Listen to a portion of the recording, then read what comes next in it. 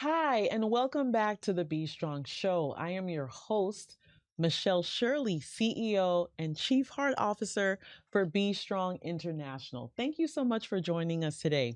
So before I get into it, because I've been laughing before I even started coming onto the set, I want to share to all of our sponsors, thank you so much for supporting our back to school drive. We served 1,500 individuals with food, backpacks, and we saw the real need. But you know what was most important to us? The smiling faces of kids and families who really know and understand today that we are for them. We want them to start the school year off strong academically with all the tools that they need. And we could not have done that effort without your support. So thank you to all of our sponsors. And if you're interested in learning more about Be Strong, visit us at bestrongintl.org.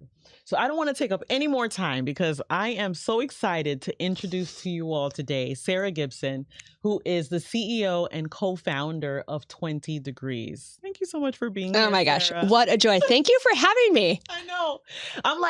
I was going through who do I bring on to the show? And I'm just like, wait a minute. We have been talking. We've been talking. And we've been working on so many things, which we're going to share today.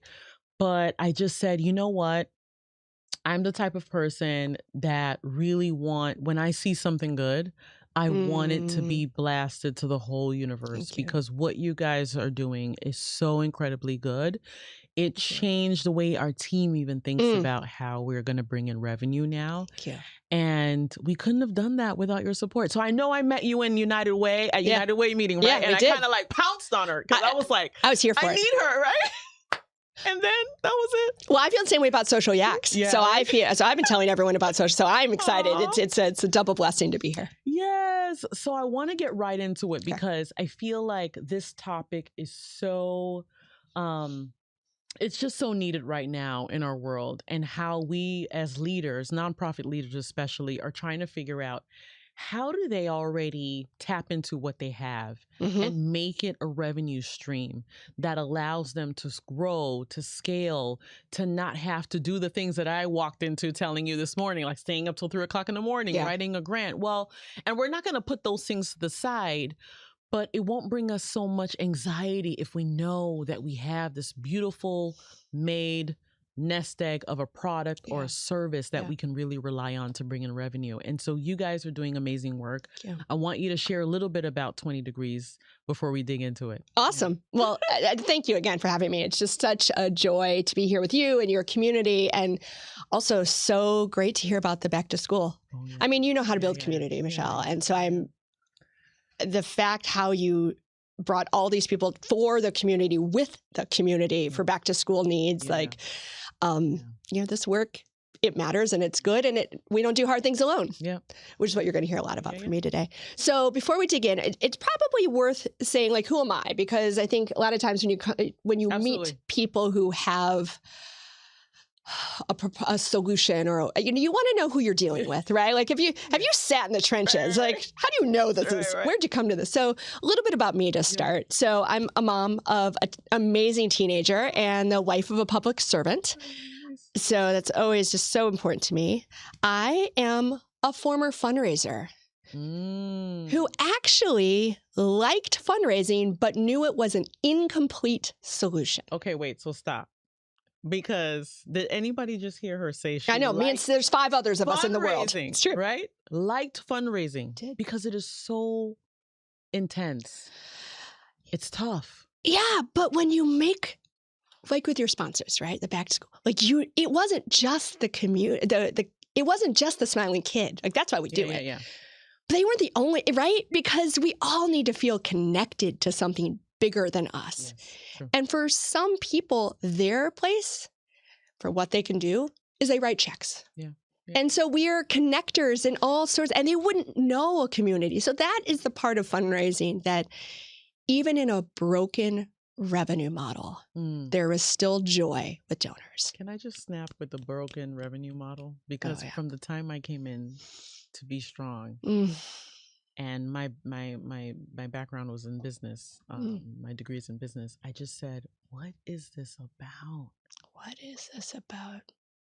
No. Yeah. And it's taken a while to try to figure out how to get off of this system that has been built for nonprofits that you have to figure out how you break away from. So continue. We're going to talk more about, I mean, the model we are operating under is not sufficient for what the sector is being asked to do. Ooh.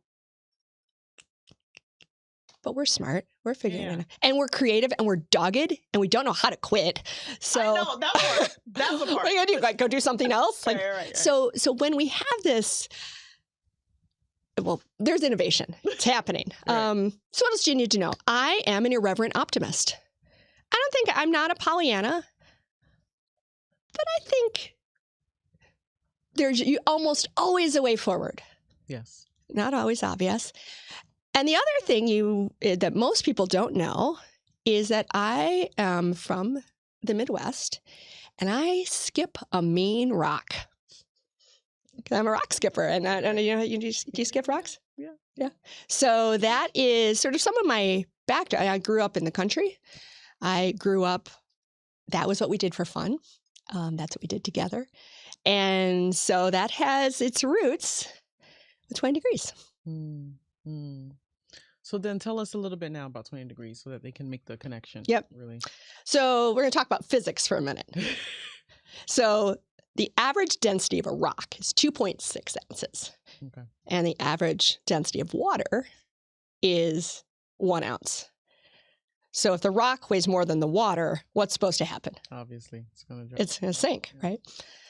And that is what most executive directors and leaders and heads of development and sometimes board members feel when it comes to money and how we're going to pay for staff, for programs, for evaluations, for benefits, for more program that we know our community needs. It's a lonely, sinking feeling. But the funny thing about physics is that sometimes you can defy gravity. So how does this relate to our rock? If you have the right roughly shaped rock, some rocks are easier to skip than others. So, there's some of the setup. But if it hits the water as close to 20 degrees, that is the ideal angle to skip a rock on water. And at that angle, you know what happens? We defy gravity. So our approach at 20 degrees is that just like that lonely sinking feeling is matched by math, by an approach, by community, by care. When you have in your mind an idea of skipping rocks, sometimes you skip it alone, but it can be a fun communal activity, even if it doesn't always make sense. That is but we bring community, connection, a tested method, and we'll have to say hidden math to our approach. So people their revenue models can fly. Wow. So then tell me a little bit, because I want to make sure that leaders who are listening today really get this concept that you're talking about, right? Yeah. So when it comes to approaching you all, what is your process for working with a leader? Yeah, a couple different ways. Because we also know that we really built our organization. We wanted it to be accessible, regardless of people's budgets. And also regards to their time budgets. And we know and sometimes the time is even more scarce than dollars. So we have a couple different ways. The first thing is we have a website where we offer free tools. Right now, what is front and center is our nonprofit resilience roadmap. If you don't know what to do, if this feels like a moment where you don't have answers, go to click on the freely available tool on our website. So 20degs.com, and it is free. It will walk you step by step in a 4-part process about how to sense make when it all feels crazy or unpredictable or scary or you feel alone. That was written with an executive director who was writing a grant at midnight. Wow. And maybe couldn't call someone or didn't know who to call. But, someone got a letter out there. So that is the first thing. Okay. The second way, just reach out to us. We have ways to help people. We do things like financial resilience. What does that mean? It means we have We help with budgeting. We help with future budgeting. We're most known for our earned revenue work.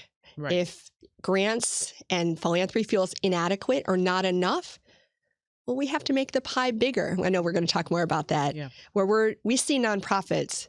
What is so awesome about South Florida is there is an energy here. Yeah. And vibe. Yeah, totally. An amazing vibe. And in business and tech and innovation. And what doesn't get talked about enough, in my opinion, is the innovation that happens in the business of social enterprise. So true. Yeah. So waiting for and there's all sorts of people who might not even know it exists, so they can't even support it. Yeah. So good. So I'm thinking right now of like a circle of nonprofit friends that I know that weren't in the cohort that we were in, which we'll talk about quickly, but they are in the community. They're a nonprofit. They may have 1 or 2 grants, right? How would they then start? Like, do you offer at least maybe a consultation first just to see where they are, what things they need to think about before they can probably write you in or somehow Okay. Absolutely. One of my favorite parts about my job is I talk to nonprofit leaders.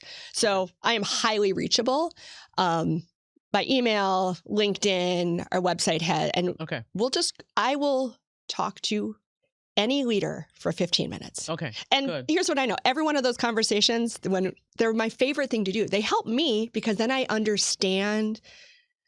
I would say I like to talk to leaders before their first cup of coffee because then I really know what they're afraid of. And that means I can build to the question and the problem. So it is a gift when I hear the real from a leader. I also don't think it should just be about me hearing.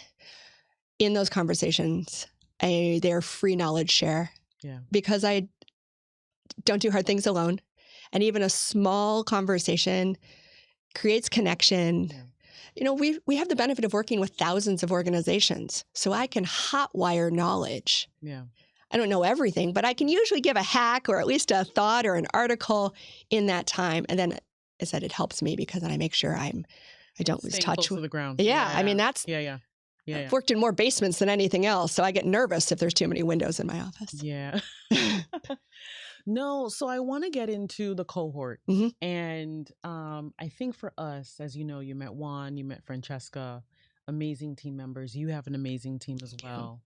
I want to get into how you structure your sessions when a nonprofit is kind of there. They're thinking about it. They've gone through several conversations with you. They're going to join a cohort. Because for us, one of the things that we realized is if we were going to be serious about it, we would have to prioritize the time around it, right? And this was apart from meeting with you all for that hour.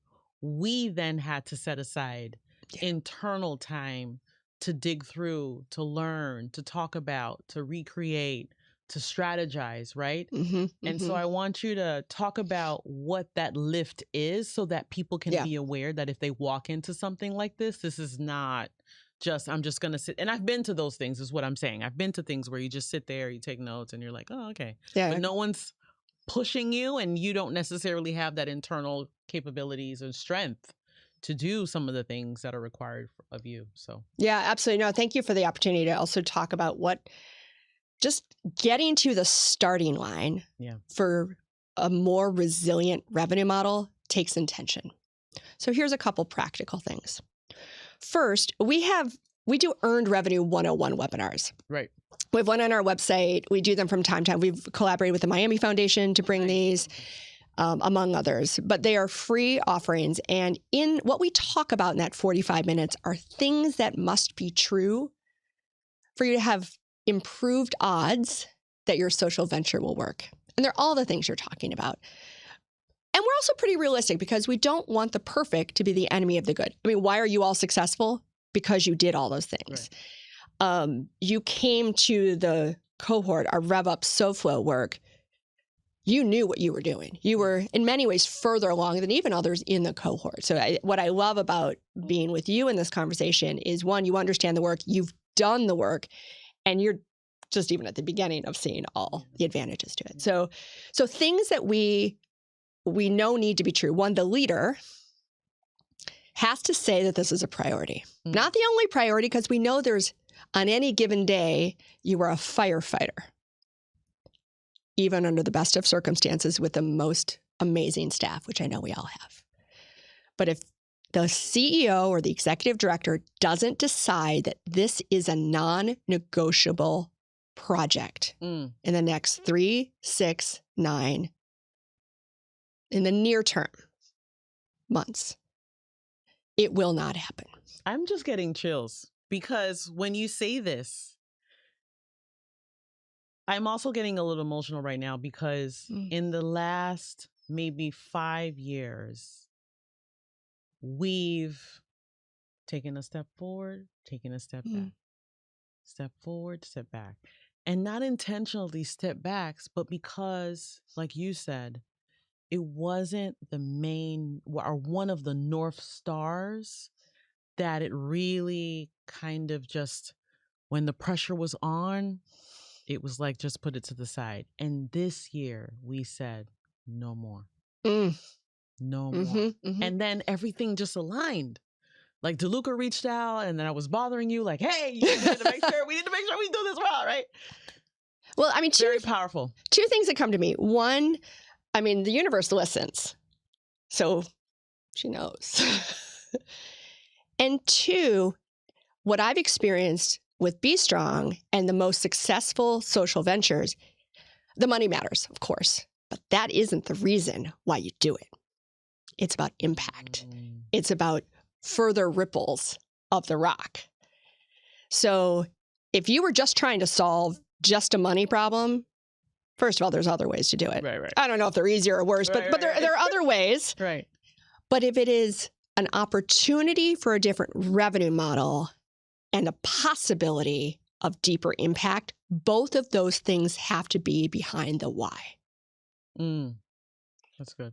A lot of people ask the question about taxation, and there's a lot of bad information right now where people are saying if you have this amount of earned revenue, you could lose your 501c3. You know, this is not tax advice. You should talk. You should talk to your CPA and your lawyer. But we believe deeply your social enterprise should be related to your IRS stated mission. First, that keeps you safe. And it's true. Yeah. And when it's true, then it is not just a side project that's about money that can be very complicated when it's about impact. And what I observed, even from our first conversation, it was about a year ago, actually, there's a sharpening of like, this is how we are going to use social yaks to be more of that connection with the kids. But we're going to bring that feeling to other places that also need it too. Yeah. Good stuff. Good stuff. Oh my goodness. So I don't want you to lose your thought because you're like dropping gems in this session right now. So the first part you said is to be a part of this cohort and to walk into something like big like this is intention. The CEO has to make it a priority, right? Second thing, you have to have someone else. Don't do hard things alone. If the leader is the only person who is thinking about this, it also is not likely to work. It can, but it is unlikely to be as successful as it might be. Now, but who is this other person? Because to start telling your staff that you have this, like that's not a great, that isn't great. But it can be any variety of people. In some cases, there's a 5%, a 1 hour a week from someone on your team who wants to grow. It can be a board member who has some ideas and wants to dig in, but you haven't quite found the right slot for them. It can be a volunteer who either just retired or is just out of school, or there's a lot of different reasons why people want to be of service and tapping into that. So that's the second thing. You got to find at least one other person. Right. Ideally, you'd find a little money. $500, $1,000, $5,000, $50,000, $250,000, $500. $1 million. There are ways you can move it forward, but you need a little bit of real money. But 3 figures is enough to run a test. You also need an openness to being different. Social enterprise requires leaders to consider a new way to pay for change. And that's some rewiring. Oh, let's unpack that, because the unwiring part for me, I'm unraveling and unwiring all the time. Right? It's just like, I also learned, it's funny because my COO and I were talking about this. Like, I am so on the end of executing a vision and being super creative and all the things. But I've learned now to parking lot some of this, because the team is just like, wait, what? Wait, what? Why are you going to Neptune? I'm trying to get to New Jersey. Right? Yeah. And I think that's a struggle that I had for a long time. Like, why aren't you guys, come on? And they're excited about it. They're just like, but how? Like, this is bigger than us. Like, how, and so being able to break that down in bite-sized pieces, you need an operations person who can logistically say, like, okay, wait, let's figure out how this ripples into the organization. I was missing that part. Well, and that's probably why you're making more progress forward. Yeah. You were missing your partner. I was missing my partner. Yep. I have that with my co-founder. We are the yin to the yang. He's the engineer. He's the funder background. And he came from out of the funding world. He came out of aeronautical engineering. Wow. So I would be like, well, I've written things on cocktail napkins. And he'll say, give me a minute. And so, I think that especially for visionaries who will bring an organization to a place of sustainability, you need to have a partner. Yeah. If you're lucky, it's a staff person. It isn't always, but there's always someone who can be called in. Yeah. No, so that's beautiful. I love what you said about that. That unlearning and unthinking. And it's almost like, okay, so now we're going to switch gears a little bit and come back. How, as a sector, do we get the funders and the philanthropic sector to unlearn as well? Because I feel like sometimes we can move ahead of them and then still have to deal with the crux and the box that they're sticking us in. Yeah. Where it's very difficult to innovate and to be creative. So I don't know if you have. Oh, I have a lot of thoughts. Thoughts around that. I think so. I'm actually optimistic on philanthropy engaging differently. I have seen I've seen places across the country where I think what we realize is that philanthropy also has to be different. They move more slowly. They have different constituents. They have different pressures that are largely theirs to manage, and they do. Yeah.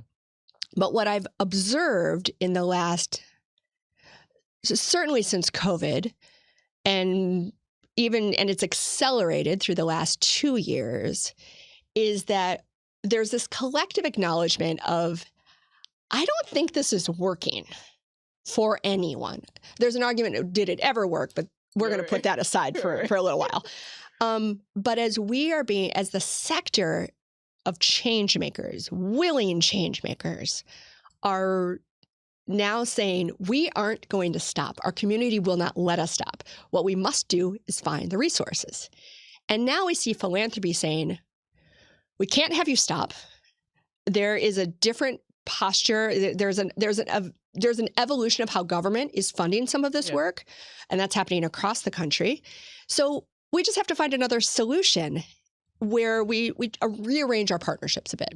So things that I have seen, and why that first cohort of Rev Up SoFlo until we have our second cohort is important, because when you see it, you can do it.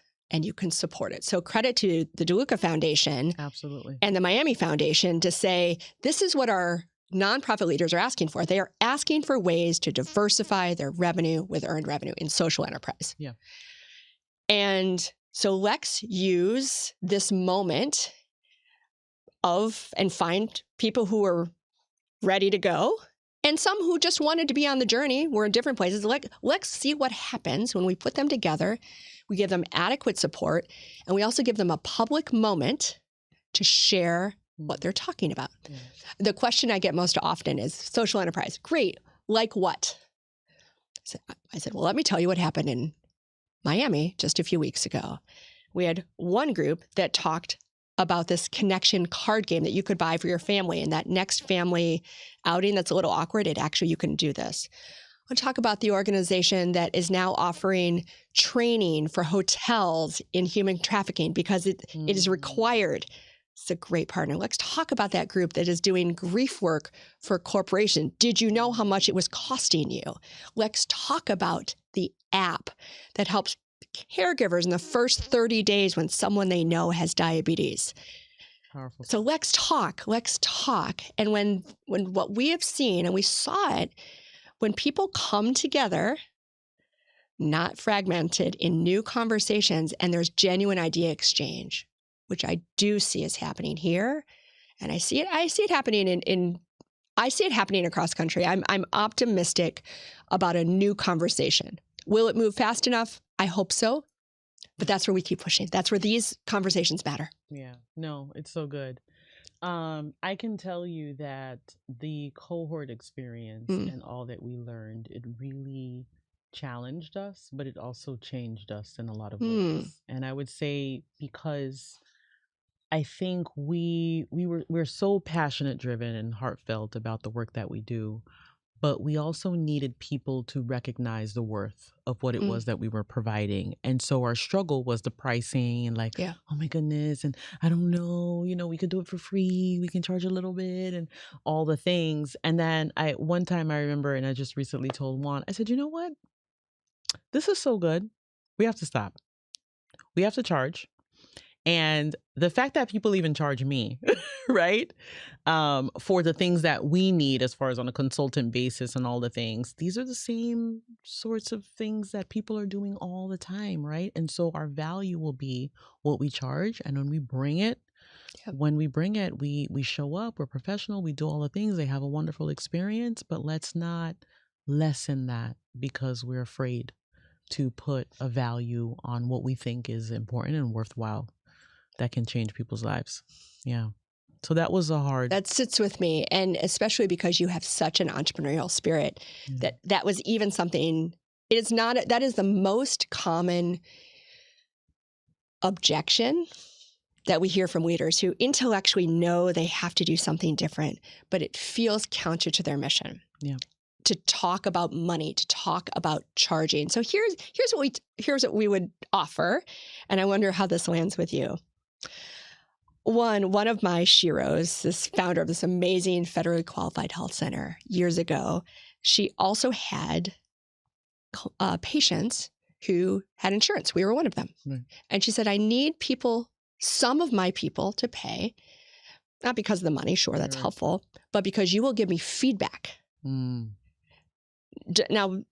the price, that's the art of it, but there's a method to it. And when people pay anything, they will tell you either with their feet or with their feedback if what you are doing is having the intended impact. Yep. And we all need as many feedback mechanisms as we can. So that is one. And that two, where we make it very clear, our goal is not to charge your beneficiaries, the people who your nonprofit exists to serve. Right. But there's a chance to find someone nearby. Yeah.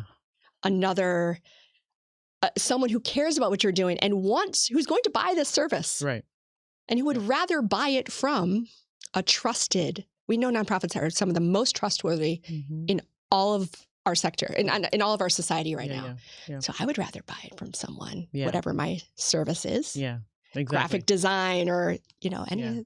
And then you're giving back. Yeah. It's a win-win, right? Yeah. And then when I want to go donate, I already know who I want to donate to. Right. You're just building that cycle of partnership and touch points. So no, this was so good. I wanted to get into even more, but I want to get to the game really quickly and just have people get to know a little bit more about you. So let's break the ice with the first card there. The ice. Yeah. Okay. What culture has your favorite food? Now, I am a foodie. So the answer... I remember because I texted you when I was in DC. I was like, what's the flavor? My first answer is all of them. But my second answer is France. And here's why. Well, they haven't, it's not interesting in some ways to say the French have great food. Many people know that. But what I most appreciate about the culture of food in France is it is an arc. Each course has its place. The conversation has expectations that where you really get to genuinely connect with who you're dining with. Nice. We lived there for 1 year in 2007. And while my French is it's not so good, I famously was fired by my French teacher. My food French got to be pretty good. I could read market. And so I could figure out that the €1 bin of vegetables could become a soup and a salad. I figured, a couple slices of ham could go a long way as an aperitif over a very short glass of wine. So but this idea that it isn't just food for calories or energy, but it was food as a means to connect. Yeah, very good. That's nice. Aw. Okay, we'll go into the next one. All right. Go get social. Okay. What are you most passionate about? Community. Connection. Right. Check. Yeah. Right. I mean, that was easy. I said, I did a friend this morning who said, what's that you say? I said, don't do hard things alone. She said, don't you forget that you also have people. And so we got to live it. So yeah, that's good stuff. I suspect we share this. Yeah, we do. Next Digging one, deeper. Let's go deeper. If every person had a warning label, what would yours say? Talks fast, thinks quickly, but always wants to be present. Oh, that's good. That's good. That's beautiful. Yeah, we need more of that. That's part of our hard skills, being emotionally. All right. Okay. All right. So you're going to read that one. Okay. And I'm going to answer it. Oh, okay. Let's see. How would you describe me in 3 words? Oh, wow. Optimistic for sure. That's the word that you live by, and I see it. I see it all over you and through you. I would say strategic. Yeah. I think what you've built and what you've put together, I think it's not by happenstance. I really think that you thought about this when you did it, but then it was like, but how do I, down to the name of it. I think that's just the way in which you're wired. And I think at the root of all of it, you're heart-centered. And that's what moves me to elevate you today and just the work that you do. And I'm so thankful for you. I think you're going to be, it's almost, I don't know, I can almost visualize, like, when you go to someone's website and you see like their timeline, it's like Sarah's face now with 20 degrees. It's like in our timeline, because we laugh, but it was this critical moment in what we needed to do that when you all came in, it really now is starting to change the trajectory of like how we're thinking about where we could land and be for the rest of the organization's existence. And so I remember when we met and there was an energy. Yeah. I know. I was really excited too. On top of that energy. I want you to just look in this camera before we close out and just speak to that nonprofit leader who just needs to hear from you some encouraging words today around this whole climate and just what's happening and how they could really elevate by having a conversation. You are not alone. We will figure this out. There are actually ways that we can all find a way to be together in deeper community so that you can get to tomorrow and the next week and the next budget and the next board meeting and the next HR conversation, that you will have, that there's a way to enough for your mission. And that we might even have some fun along the way. And this still work is joy. It is change making. It isn't always joyful, but oftentimes it can be if you're not alone. So what I would say is find someone who's easy to sit with, have a cup of coffee, and just know, find the one question you need today and just keep going. Awesome. Thank you so much. Thank you. This is amazing. We're definitely going to make sure that you get information about 20 Degrees and how you can find them. Your website, if you want to say it again. Yes, it is 20degs, DEGS.com. So for 20 Degrees. Awesome. Thank you for being Thank here. you. This was Real amazing. treat. I just want to say to you today, too, just thank you so much for tuning in. I'm asking you to please share this with a nonprofit leader that needs the support, that needs insights, that needs just new creative thinking and innovative tools to help them grow and develop their organization, because we're all doing amazing work and we cannot do this work alone. No sole organization is the answer and the end all to all of the problems that we're trying to solve together as a community. But if we share this powerful message with someone, then, we can all further advance all of our missions, and we'll be surprised to see what happens next.